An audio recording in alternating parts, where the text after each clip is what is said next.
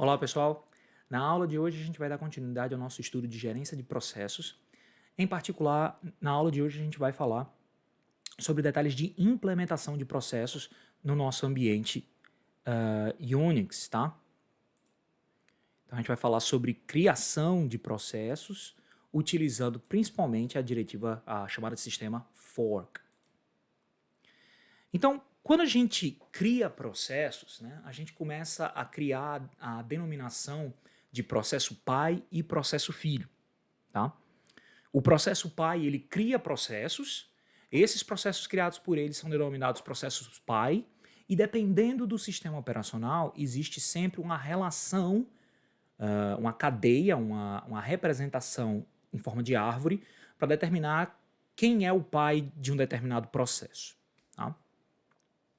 Então, geralmente, esses processos são identificados unicamente no sistema por um PID, um PID, conforme a gente já conversou, né, dentro do bloco de controle do processo. Esse PID é essencial para que o sistema operacional consiga trabalhar unicamente com cada um desses processos e conseguir identificar quem é o pai de um determinado processo e quem são os filhos de um determinado processo. Então, alguns detalhes, tá? No que diz respeito a compartilhamento de recursos. Eu dei muitos exemplos de compartilhamento de recursos e o uso de recursos. Esses recursos podem ser arquivos, podem ser acesso a periféricos e assim por diante. Quando a gente fala desse tipo de recursos, processos pai e filho, eles compartilham esses recursos, certo? O filho, ele compartilha um subconjunto dos recursos do pai. E pai e filho não compartilham recursos.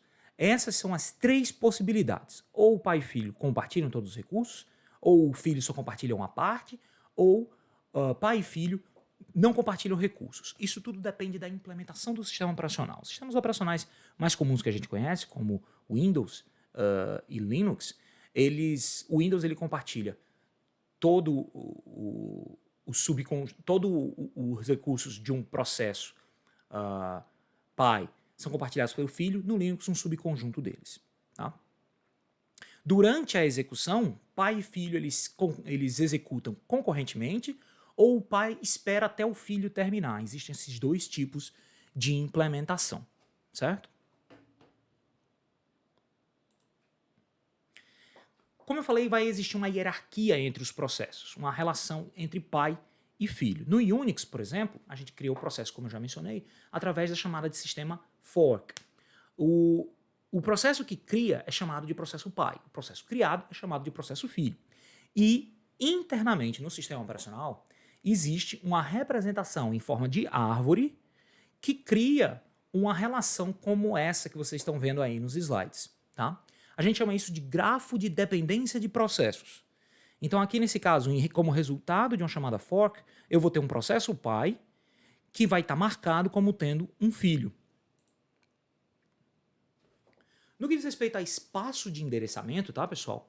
O filho, ele pode duplicar o espaço do pai, o que é muito comum nos sistemas operacionais, ou o filho tem um programa carregado no seu espaço, tá? Você pode fazer isso também. Você pode fazer com que um filho carregue um programa diferente do programa do pai no seu espaço, tá bom? No Unix, a chamada de sistema fork cria um novo processo e eu posso usar a chamada exec para fazer com que eu sobrescreva as instruções de um determinado processo. O que eu quero dizer com isso? Que quando no Unix, um processo pai gera um fork do filho, existe uma cópia, né? O conteúdo das instruções do processo pai são copiados para a área de texto do processo filho, assim como os dados são copiados, certo? Quando eu uso uma outra chamada, além do fork, né? Eu uso fork, depois uso uma chamada exec, eu sou capaz de sobrescrever a área de texto do filho. A área de texto, como vocês lembram, tem todas as instruções que o processo filho vai executar. Então eu tenho duas opções. Ou eu crio um processo filho que vai executar a mesma coisa que o processo pai a partir do momento em que foi criado, a gente vê isso daqui a pouquinho. Ou eu posso, com esse processo filho criado, sobrescrever a área de texto dele.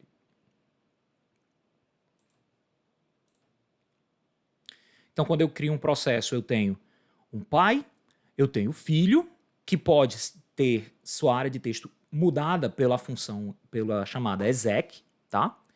E ele pode finalizar a sua execução, tá? Eu posso ter também uma chamada wait. Daqui a pouco a gente vai falar um pouquinho mais sobre exit e wait, tá? Então vamos focar na chamada de sistema fork. A chamada de sistema fork tem essa interface que vocês estão vendo aqui. Ela é uma função que não recebe parâmetros e que retorna um valor inteiro. Esse valor do tipo inteiro retornado é o PID do processo filho que acabou de ser criado. Tá? Então, ele retorna para o processo pai o PID do filho que acabou de ser criado. Mas para o processo filho, ele retorna o valor zero. É aqui que a gente começa a ter uma certa confusão na nossa cabeça sobre o que vai acontecer. E caso tenha acontecido algum erro, ou seja, não tenha sido possível criar um processo filho, o que vai acontecer é que o retorno dessa função vai ser um valor negativo. Tá? Então aqui vocês têm um exemplo, tá? Muito simples, onde eu tenho aqui um código em linguagem C, onde eu tenho aqui o nosso main. Aqui eu tenho um tipo PID do tipo PID-T, tá? Esse tipo PID-T é simplesmente um tipo similar ao tipo inteiro, tá? Não tem problema, só que é um tipo inteiro que pode ser retornado aí pelo fork. Então, no momento em que acontece a chamada fork, que está destacada aqui em vermelho, nesse momento ocorre a criação de um processo filho. Ou seja, o sistema operacional reserva um espaço na memória onde ele vai colocar toda aquela pilha de informações que a gente viu, onde eu tenho o segmento de texto, segmento de dados, dados globais inicializados, heap, pilha, tudo isso para o filho é criado em um espaço à parte na memória. Na área de segmento de texto, segmento de dados, há uma cópia das informações do pai para o filho. Então tem um processo filho que, em todos os sentidos, é igual ao pai, exceto por uma coisa. Ele tem um PID diferente do pai. Esse valor de PID aqui, ele é copiado, tá, para o processo filho, mas no momento que ele é copiado, é escrito nessa variável do filho, essa variável PID do filho, o valor zero, que é para que ele consiga se identificar como filho de um processo que acabou de ser criado. Enquanto que no processo pai, o valor de PID aí é dado o PID do processo filho. Então vocês estão vendo aqui que logo depois existe um if, onde testa-se PID é menor do que zero, ou seja, testa se houve um erro. Se houve um erro, imprime alguma coisa e sai. Caso contrário, significa que ou foi zero ou foi um valor positivo. Se foi o valor zero, significa que esse que está executando nesse momento é o processo filho. Se não foi zero e nem foi um valor negativo, é porque foi um valor relativo ao PID do processo filho, e quem está executando nesse momento é o processo pai. Tá legal? Então esse é um exemplo super simples de como criar um processo e como visualizar o que cada um deles está fazendo. Então quando o processo é criado, é feita uma cópia desse espaço de endereçamento do processo pai. Quando eu falo cópia, é código, né, na prática, o código e todas as variáveis, tá? E o processo filho herda do pai todos os atributos de sistema, quem é o dono dele, quem é que pode acessar, etc, etc. E ambos executam a instrução seguinte ao fork, tá? Eu tenho várias informações de um processo. Eu posso obter o PID de um processo através de uma função chamada getPID. Quando eu executo getPID, ele retorna um valor que corresponde ao PID do processo que está executando nesse momento. getPPID retorna o PID do processo pai. Enquanto getUID retorna o ID do usuário, dono daquele processo, e getGID retorna o ID do grupo daquele usuário dono daquele processo. Certo?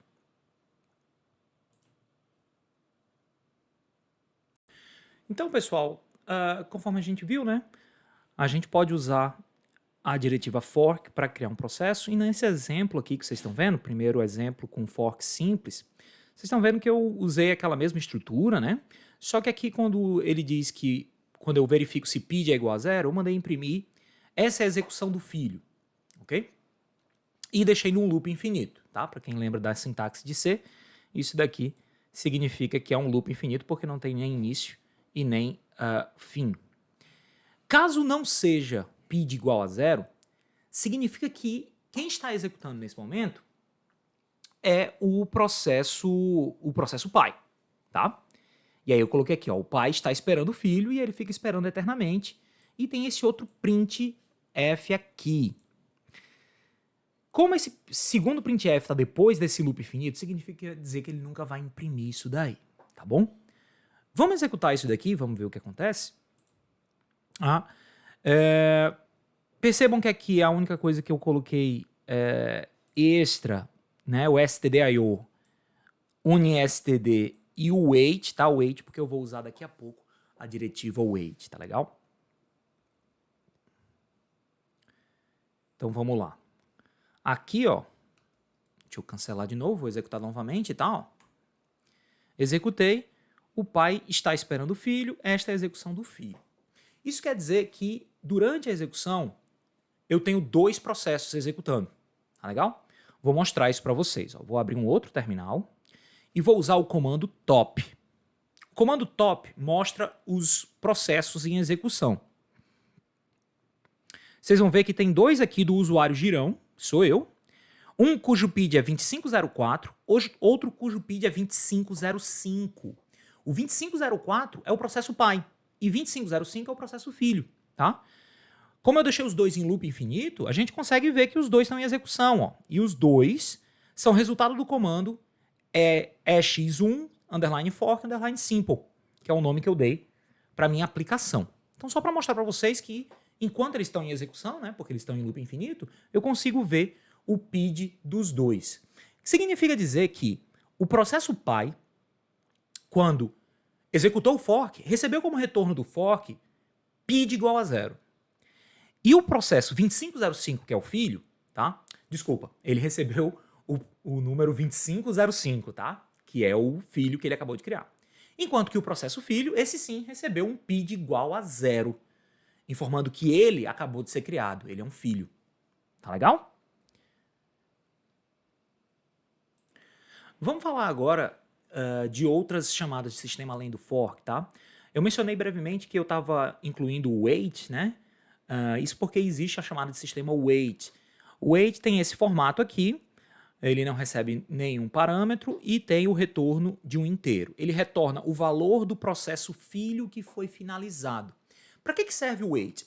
O wait é quando eu tenho um processo pai e ele gostaria de somente continuar a executar em uma determinada parte do código quando ele tivesse um retorno do filho, ou seja, quando o filho tivesse sido finalizado, ok? Então imagina que eu estou executando, o processo pai cria o processo filho e o processo pai faz alguma coisa, mas em um determinado momento ele só pode continuar, de acordo com o algoritmo, se o processo filho tiver terminado. Então ele usa a chamada de sistema wait. Isso faz com que o processo pai espere para que pelo menos um filho, tá? Isso é o detalhe, tá, pessoal? Pelo menos um dos seus filhos tenha terminado. Então, retorna o valor do processo filho finalizado. E retorna menos um caso o processo não tenha filhos. Certo? Então é isso que está acontecendo aqui. Estou colocando apenas o null para realizar isso daí.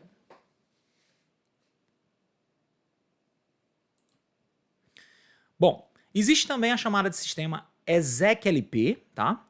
Que recebe como parâmetro um caminho e certos parâmetros, tá? A lista de parâmetros é terminada com null e ele é usado exatamente para sobrescrever a parte, o segmento de texto do processo filho, aquilo que eu já falei anteriormente, tá? Então, como exemplo, vocês têm aqui, ó, a criação de um processo, etc. Se eu verifico que esse é o processo filho, eu posso fazer a chamada execlp, substituindo o texto, o segmento de texto, por alguma coisa. Observem aqui que o que eu estou fazendo é usando o parâmetro que diz esse caminho, usando barra bin barra ls. Barra bin barra ls é o local de onde se encontra o programa ls. O programa ls, a única coisa que ele faz é listar todos os arquivos e diretórios que estão no diretório corrente. Então, quando você digita lá ls, ele te dá a lista de todos os diretórios e arquivos que estão lá, certo? O que esse comando aqui, o comando exec_lp, vai fazer nesse código é substituir o segmento de texto do processo filho pelo código do ls. Ou seja, o processo filho agora vai se comportar como um ls. Só que quando eu coloco isso, eu posso também informar quais são os parâmetros de entrada, tá?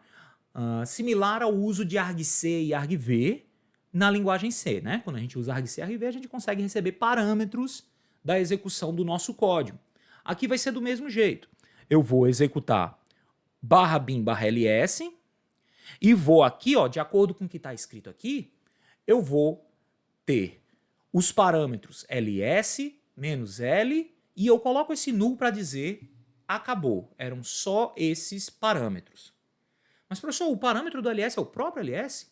Se vocês lembram de argc e argv, vocês vão lembrar que o primeiro parâmetro de toda execução de um programa é o nome do próprio programa, certo? Então é isso que está acontecendo aí. Aqui, ó, ele está... Opa, aqui. Aqui, nessa parte de texto aqui, ó. Aqui. Nessa linha aqui vermelha, o que ele está fazendo é dizendo que os parâmetros da execução são dois. É o próprio ls e o menos l. Tá legal?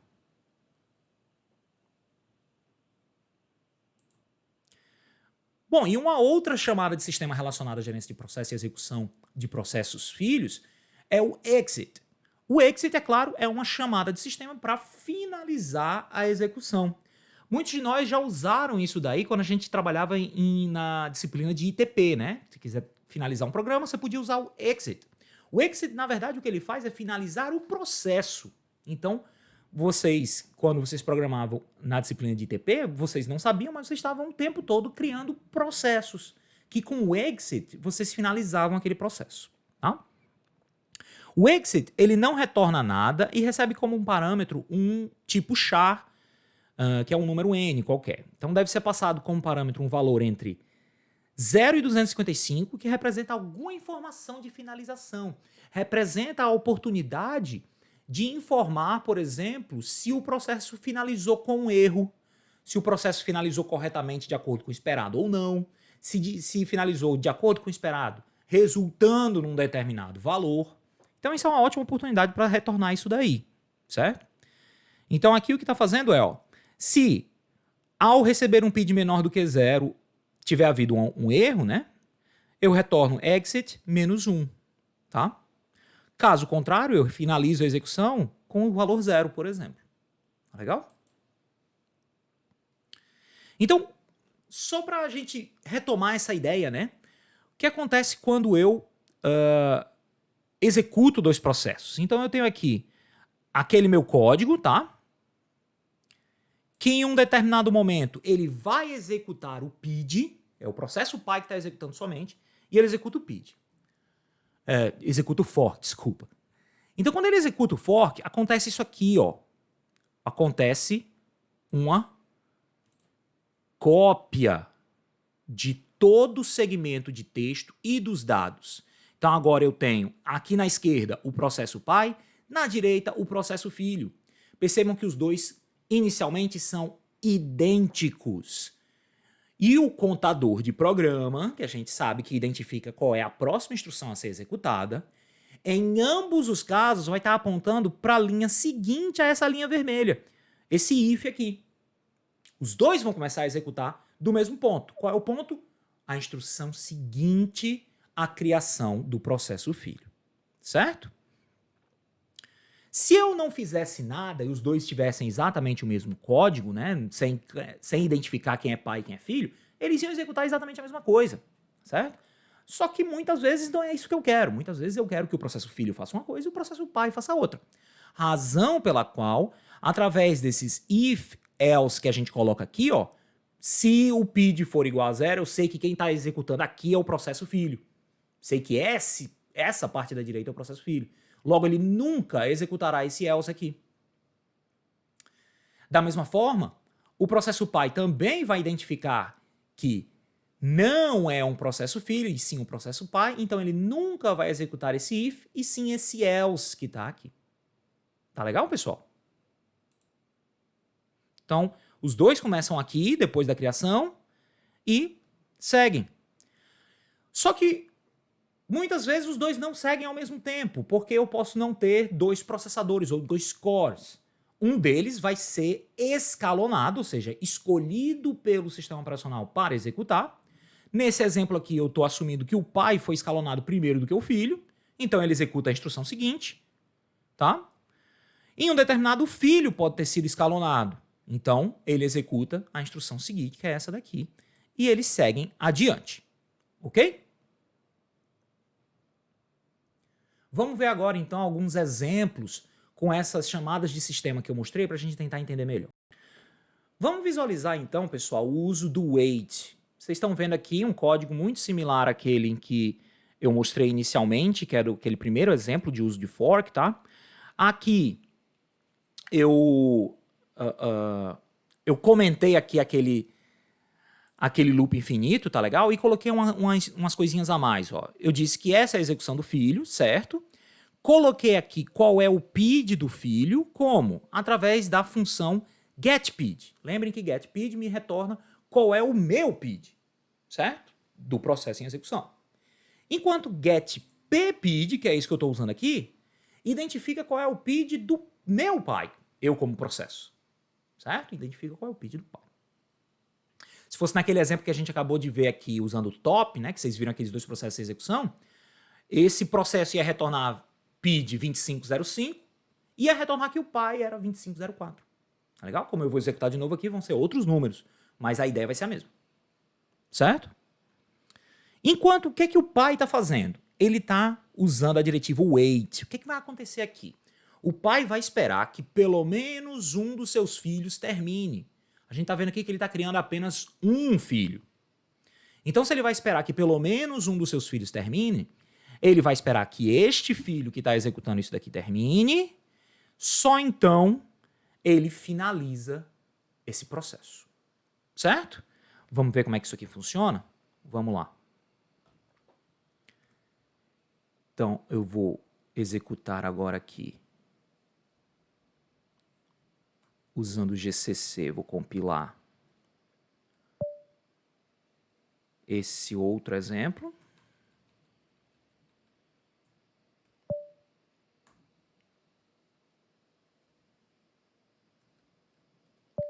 E vou executar. Ó, essa é a execução do filho 3050, cujo pai é 3049. Professor, sempre o PID do pai é um a menos do que o do filho? Muito provavelmente é possível que entre a criação do pai, a execução do pai, e a criação do filho, algum outro processo em execução do sistema operacional tenha sido criado. Aí vai ser atribuído a ele os próximos números e o filho vai demorar a receber o seu PID, certo? Tá acontecendo isso aqui porque, como vocês podem ver lá no código, a criação do fork, do processo filho através do fork, é quase imediatamente no início, né? Aqui, ó. A única coisa que eu faço é declarar que tem uma variável e já, pum, crio o processo através do fork. Se esse processo fork levasse um tempinho, talvez não tivesse um número subsequente. Tá legal? É importante que vocês entendam isso daí. Então, ó, o que aconteceu? Essa execução do filho e o pai ficou esperando o filho finalizar. Tá legal? Então é isso que acontece quando a gente usa o wait. O que aconteceria se eu viesse aqui, pessoal, e descomentasse esse loop infinito? O que é que vai acontecer? O filho vai imprimir isso daí, mas nunca vai terminar. E o pai nunca vai imprimir Processo filho finalizou. Por quê? Porque o filho não vai finalizar. Então eu vou salvar aqui, vou voltar lá no meu terminal, vou compilar novamente, vou dar um clear aqui só para ficar mais fácil de ver. Vou executar de novo. Percebam que o processo pai está só esperando o filho terminar. Só que o filho nunca vai terminar porque ele está num loop infinito. Ok? Por isso que ele não imprime processo filho finalizou. Tá legal? Nesse momento a gente pode até aproveitar para ir aqui, abrir outro terminal, digitar top e ver que ó, é o processo 3061 que está aqui, tá? Executando. E o meu outro processo, ó, tá lá embaixo, tá? Porque já faz tempo que ele executou, tá? O processo pai.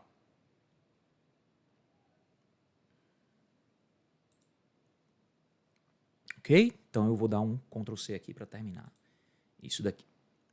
Vamos ver outro exemplo. Então aqui o que eu estou fazendo? Eu estou usando um exemplo do execlp, aquele mesmo exemplo que a gente viu no slide, onde eu substituo o segmento de texto do filho por ls-l. Então, o que eu estou fazendo? Eu estou dizendo, essa é a execução do filho, digo qual é o PID dele, qual é o PID do pai, faço a execução do exec. No momento que eu faço essa execução do exec, pessoal, o segmento de texto é completamente modificado. Tá? E aí eu mando imprimir testando exec lp e saio. Enquanto isso, o processo pai está ali, ó, esperando que o filho termine para que ele imprima e finalize. Tá legal? Vamos ver isso aqui, vamos compilar esse código. Vamos ver o que acontece.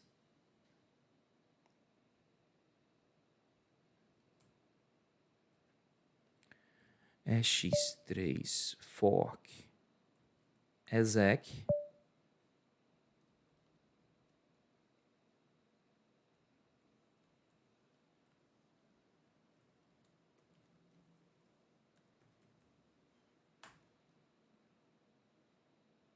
certo? E aí agora a gente vai executar aqui, ó. Olha o que aconteceu. Vou até voltar aqui, subir aqui um pouquinho. Vocês vão ver que tem um monte de arquivo nessa pasta. Você vai ver que ele executou essa execução do filho, 3116, cujo pai é 3115, tá?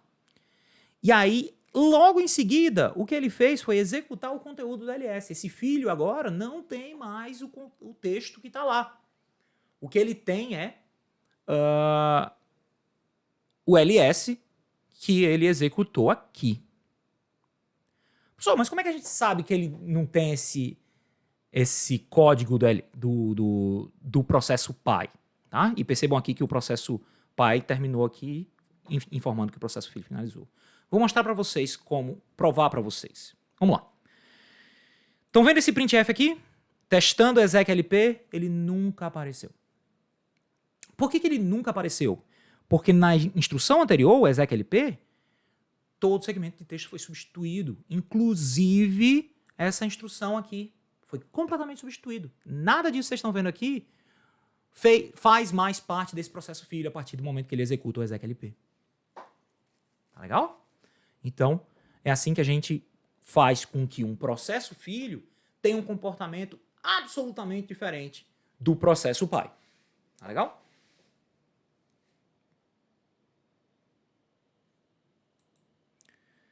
Vamos ver o fork aqui, ó. O fork não, o wait, tá? O wait, percebam que eu falei para vocês que ele retorna o PID do filho que terminou. Lembrem sempre, tá, pessoal?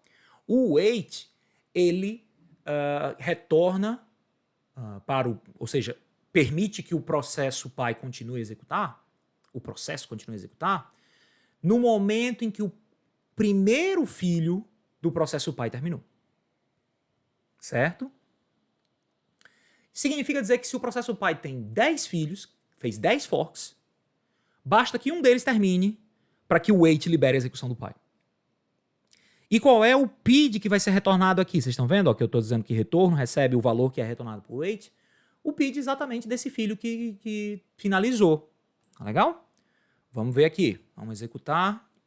Vamos compilar e executar isso.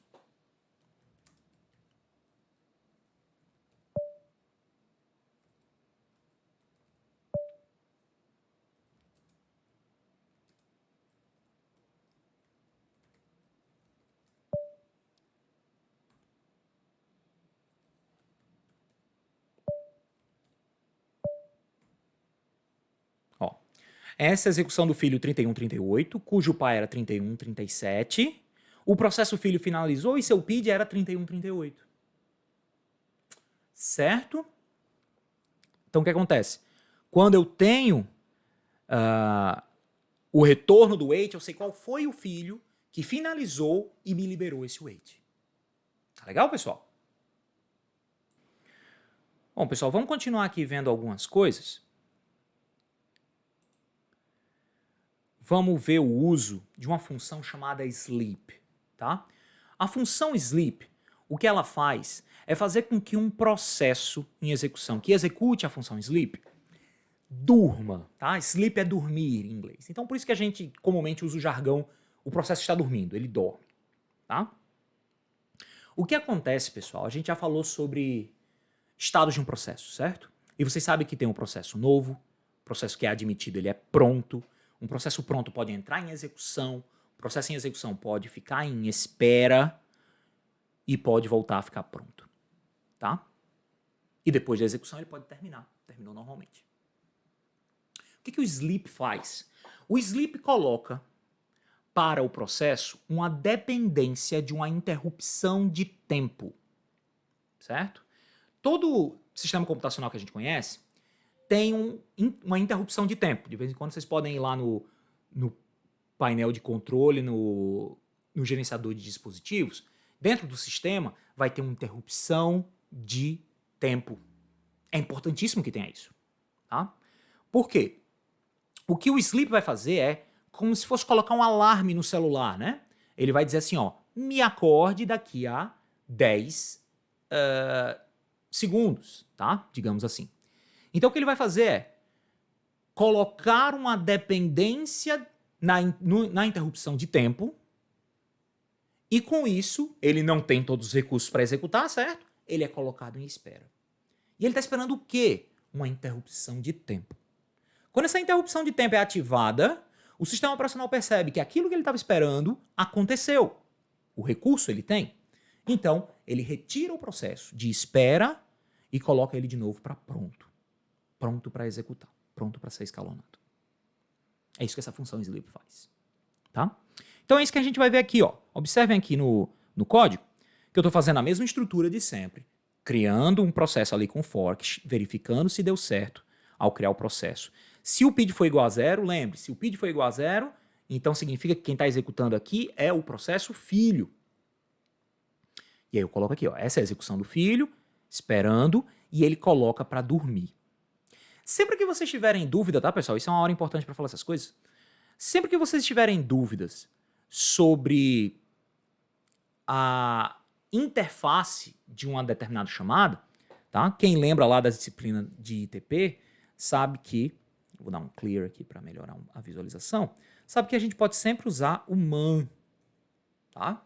O man é o manual do Linux e ele diz aqui, ó, delay for specified amount of time, tá? Esse aqui no caso é um comando, tá? Eu posso fazer man 2 sleep. Vamos ver se tem a entrada 3. Pronto. Essa daqui sim é a do manual do programador, tá? E aí eu incluo o UniSTD, tá? E a gente vê que o número que é dado como parâmetro é em segundos. Significa que quando eu dou sleep 10, eu espero 10 segundos. Tá legal? 10 segundos. Então o que vai acontecer aqui é que o sleep, com esse parâmetro 10 que vocês estão vendo aqui, esse processo filho vai executar, imprimir essas duas linhas e esperar 10 segundos. Somente quando ele terminar de esperar 10 segundos, ele é um processo que volta para a fila de prontos e está esperando o escalonador colocar ele de volta em execução. Certo? Então, aí por isso que eu imprimo aqui voltou, e aí eu executo o ls. Vocês vão ver que também o wait vai funcionar aqui, fazendo com que o processo pai não termine até que tenha se passado os 10 segundos e o processo filho tenha executado as outras duas instruções que vocês estão vendo aqui, que é esse printf e o exec lp. Legal? Então vamos lá. Vamos executar. GCC.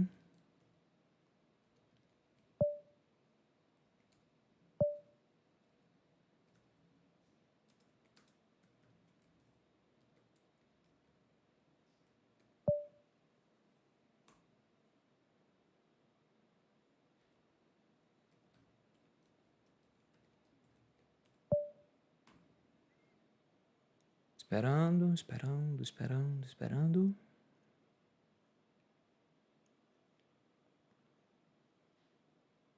Voltou e executou o ls.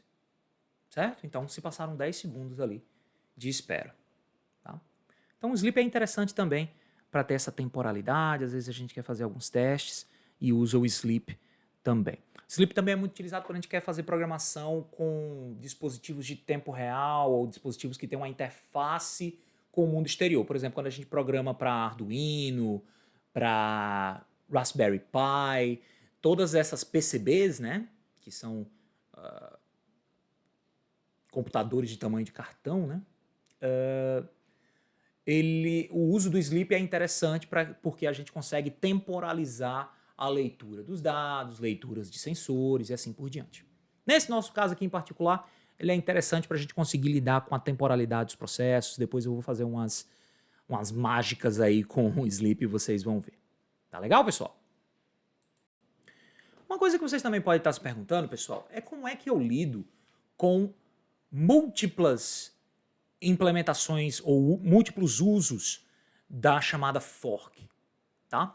O que acontece quando eu uso múltiplos forks? Vamos dar uma olhada nesse código aqui, ó. Vamos pular direto para o main, né?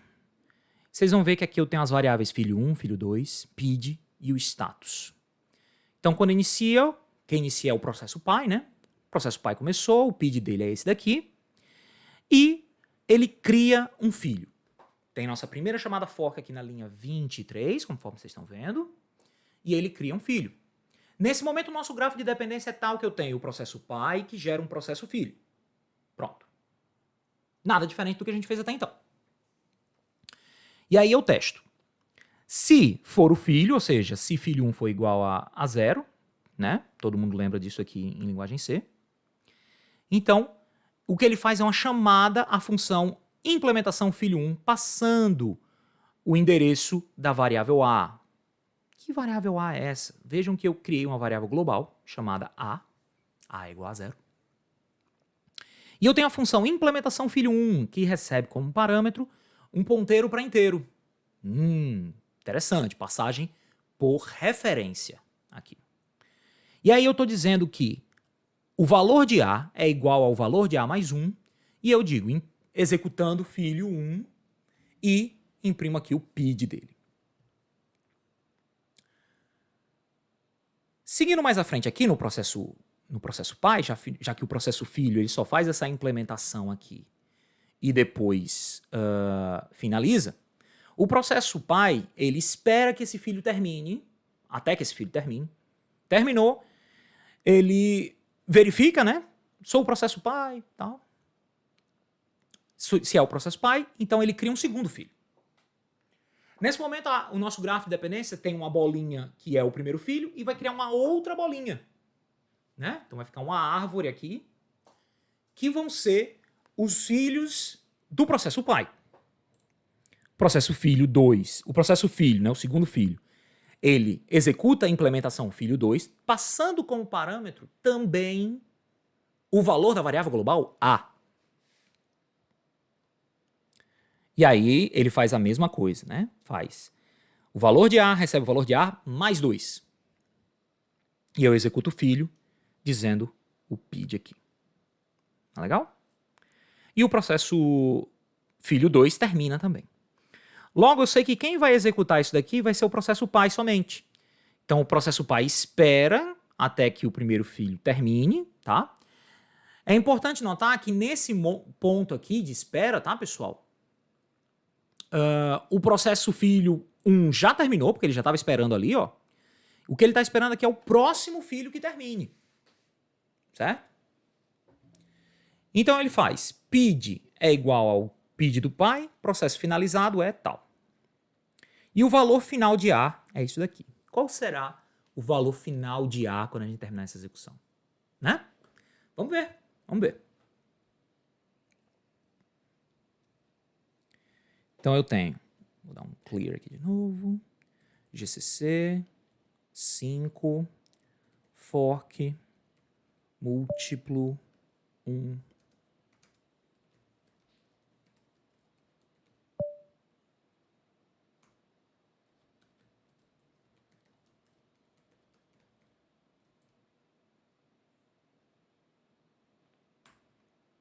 Vamos lá.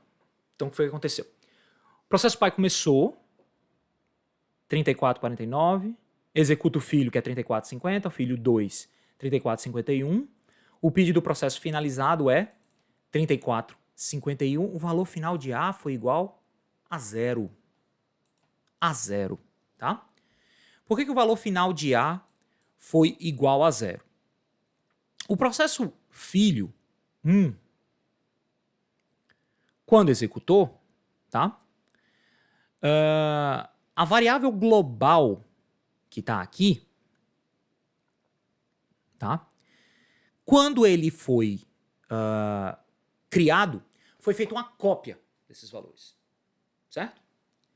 Então significa dizer que quando foi feita a cópia, no momento que foi feita a cópia é feita no momento do fork. O valor que foi copiado para lá foi 0. O filho 1 incrementou esse valor, né? A virou de 0 passou a 1. O filho 2 recebeu uma cópia desse valor, 0 também, e incrementou em 2 esse valor de A. Mas por que foi impresso, então, A igual a 0? Porque a cópia original, que era A igual a 0, é do pai. E o pai é que imprimiu isso. Então é para mostrar para vocês como é feita uma cópia também dos dados. O processo filho modificou, e ele modificou passando por referência, percebam, por referência. Porque poderia ter sido passagem de parâmetro por valor, aí você ia dizer, pô, Girão, passagem de parâmetro por valor, claro que ele não modificou. Mas não, foi por referência, percebam. Só que foi por referência de uma região de dados que foi copiada para o filho 1. Depois foi copiada para o filho 2. Mas a original se manteve, igual a 0. Então, para mostrar para vocês que no momento da execução desse código, teve três processos, processo pai e 2 filhos, 3 regiões de texto diferentes e 3 regiões de dados diferentes. Certo? Vou dar uma modificada aqui nesse aqui, tá? Vamos fazer assim. O processo filho, logo depois, ele imprime o valor de A.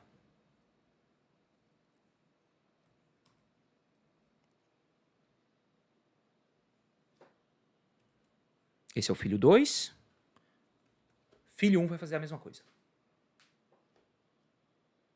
Ok?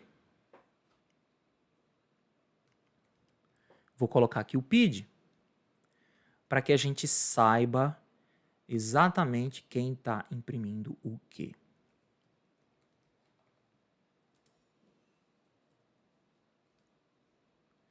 Aqui embaixo também.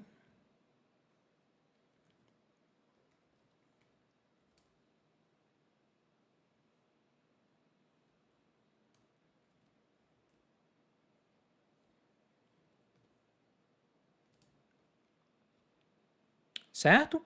Percebam que são iguais, os printfs que eu dei usam a mesma variável, etc, etc. Vou salvar. E a gente vai agora compilar de novo. E executar novamente. Olha o que aconteceu. O pai começou 3463, O filho é 3464 e 3464, o valor de A é igual a 1. Claro, ele é o filho 1 que só incrementou A de 0 para 1. Executando o filho 2, 3465, 3465 retornou que o valor de A é igual a 2. Claro, ele começou com 0, fez A recebe A mais 2, deu isso. Enquanto que o pai continua 0. Prova de que eu tenho 3 regiões de dados distintas quando eu faço esses 2 forks. Tá legal? Ok. Dá pra gente fazer também umas coisas um pouco mais elaboradas, tá, pessoal? Observem aqui esse código, onde ao invés de ter apenas uma variável PID, eu criei um vetor de PIDs, certo? Então tenho 5 espaços aqui, cada um deles está inicializado com -1, e eu crio fork, tá? E coloco no primeiro espaço. E aí verifico se o primeiro espaço, né, ou esse que eu acabei de criar, for maior do que 0, então é o pai, e o pai imediatamente cria um outro filho, certo? Agora perceba que se for o filho, ou seja, PID 0 é igual a 0, PID 2 recebe fork, tá? Então, eu comecei a criar o filho do filho agora. Isso é plenamente possível. O processo filho tem toda a capacidade de gerar um fork e assim gerar um seu próprio filho, tá? Então, ele faz isso daqui. E essa seção aqui, ó, tá? O que é que ele faz? O PID 1, se o PID 1 for igual a 0, significa dizer que no momento dessa criação aqui, o segundo filho do processo pai pode chegar aqui e criar o seu próprio filho, tá? E aqui eu verifico somente se for algum dos 2 filhos do pai, eles ficam em loop infinito. Tá legal? Executam isso daí.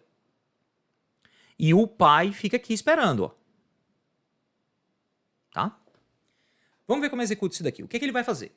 Ele vai criar o processo pai, vai executar o processo pai, vai criar um filho, depois vai criar um outro filho, tá? E o filho do filho cria um, e o filho do outro, e o outro filho do filho, e o outro filho do processo pai cria um outro filho. É uma árvore genealógica bastante complicada. Vamos lá, vamos dar uma olhada. Vamos executar aqui. Clear. GCC, 5, fork, múltiplo, 2.c.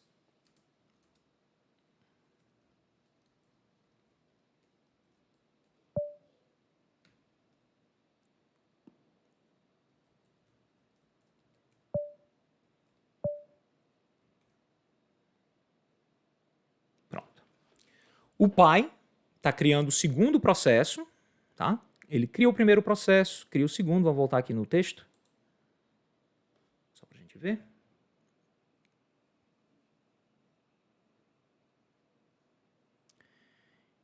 Então ele cria o primeiro processo, conforme vocês estão vendo aqui, ó. Cria o primeiro processo. Quando ele cria o segundo, e aí ele diz, ó, tô criando um segundo processo, tá? Então, os processos cujo PID estão na posição 0 e na posição 1 são a primeira geração, digamos assim. Segunda geração, no caso, né? A primeira geração seria o pai. Segunda geração, tá? A terceira geração são as que estão no PID 2, na posição 2 e na posição 3. Tá legal? Mas vamos lá, o que foi impresso? Filho 0 criando filho do filho cujo PID é tal. Criando filho do filho, número 1. Tá? É isso que está acontecendo aqui. Vamos voltar aqui para o terminal. Isso que está acontecendo. Ó. O filho 0 cria o processo filho do filho, que é 3488, e aqui eu estou criando o processo filho número 1. Se a gente vier aqui, ó, no top,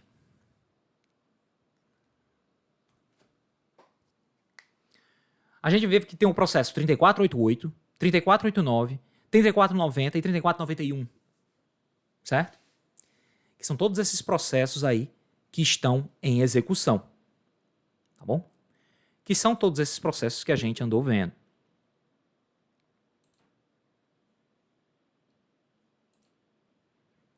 Deixa eu fechar aqui. Para a gente voltar. E o que a gente vai fazer agora é voltar aqui e deixar esses filhos terminarem. Ou melhor, a gente pode fazer isso aqui, ó. Se for o 2 ou se for o 3, deixa em loop infinito. Tá? Vamos ver o que é que vai acontecer. Dessa vez eu vou prender os processos netos, digamos assim. Legal?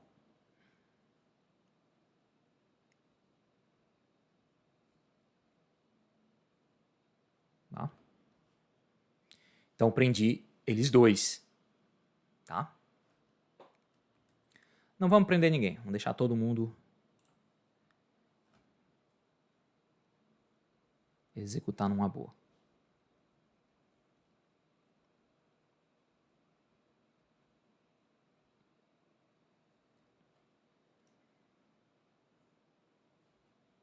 Certo?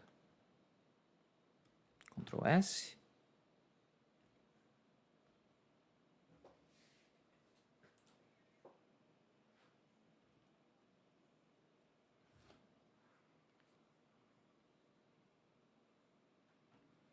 Ok, agora vamos executar. Opa, desculpa, compilar, né?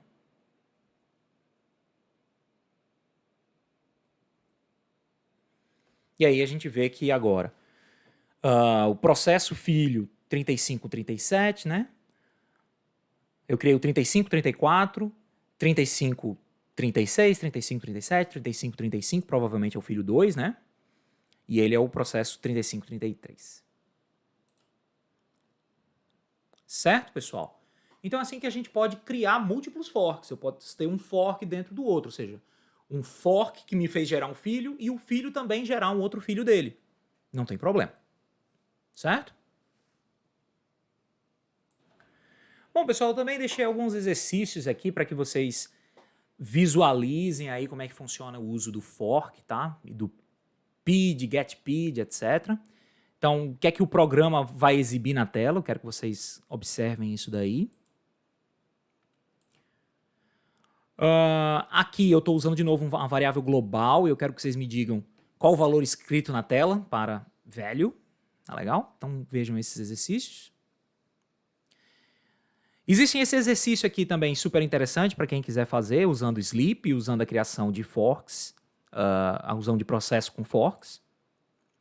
E a terminação de processos, né? A gente viu ali o uso do exit, tá? Então o processo executa a última declaração e pede ao sistema operacional para decidir, né? Os dados de saída passam do filho para o pai, via wait, isso é possível.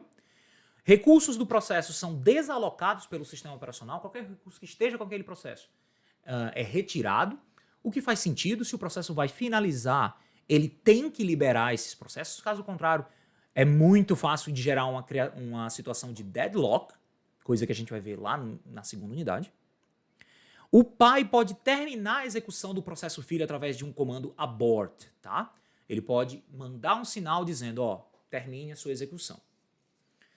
Ele pode fazer isso se o filho se excedeu alocando muitos recursos. Pode fazer isso quando a tarefa que foi dada ao filho não é mais necessária. Ou se o pai está terminando. Quando o pai está terminando, ele pode dizer, eu tenho que finalizar o filho. Tudo isso depende do sistema operacional. Tá? Tem sistema operacional que não permite que o filho continue sua execução. Outros permitem. Tá? Por exemplo, quando o Linux executa, o primeiro processo do Linux tem o PID 1.